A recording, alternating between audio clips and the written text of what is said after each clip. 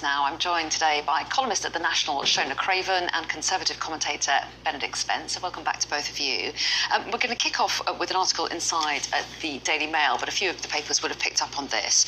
And this was the vandalising of a painting at Cambridge University yesterday, Benedict. Yes, this was a portrait of Lord Balfour, who, of course, famously a former Prime Minister, but linked forevermore with the Balfour Declaration. And this was an act of vandalism by a pro-Palestine campaigner, and it was actually a bit of a step up from, because I think actually sort of assaults on works of art have become sort of almost de rigueur in this country, be it a statue, be it a painting that people sort of throw tins of soup over.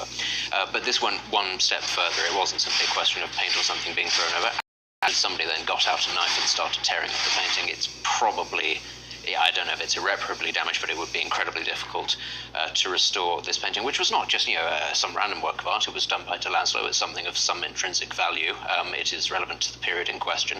And I think, again, it's a sort of a sign that protesters of various stripes of various different causes, not only do they feel that this kind of criminal damage is acceptable in the pursuit of whatever their goals are, although I'm really not sure who on earth this actually benefits. I doubt many people in Palestine, in Gaza, are sitting there going, oh, if my prayers have been answered, a portrait has been vandalised, but that they feel emboldened. But the protester would say, I'm raising the issue, we're talking about it now. Balfour has been dead for 100 years, and I just think that it is the most self-indulgent sort of act of vandalism against something that actually isn't harming anybody. And if we take that sort of line seriously, that the presence of these items is in some way dangerous to people, I think that it's just completely wrong. And it's a sign, really, of the failure of the British state to intervene with any kind of punishment that would put people off doing these sorts of things. Shona, a quick thought on that? Yeah, well, it's interesting that it's not made any of the front pages. It was obviously big news yesterday during the day, but quite small pictures in some of the papers, which I think reflects maybe some of that fatigue about these sorts of stunts, regardless of what the awareness raising is about. Obviously, it's not about climate this time, it's about Palestine.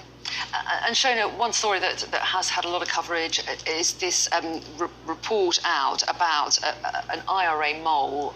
Steak knife was the nickname. Yes. Tell us a little bit about what we learned yesterday. So I think the headline in The Sun sums up what a lot of the papers are saying, which is IRA spy cost more lives than he saved.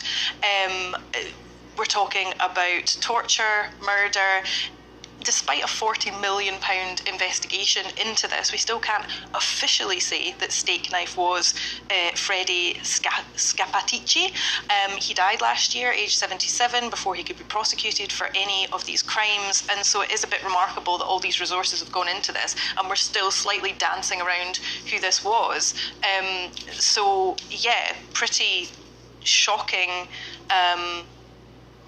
revelations from the inquiry, but also questions. The Guardian leads on its front page with complaints about delays to this being published, MI5 interfering. Just as people are trying to get close to the truth, there's still obstacles and still that barrier to that formal naming, which obviously doesn't inspire a lot of confidence to the people who are trying to get to the bottom of actually what went on in all these different levels of deception.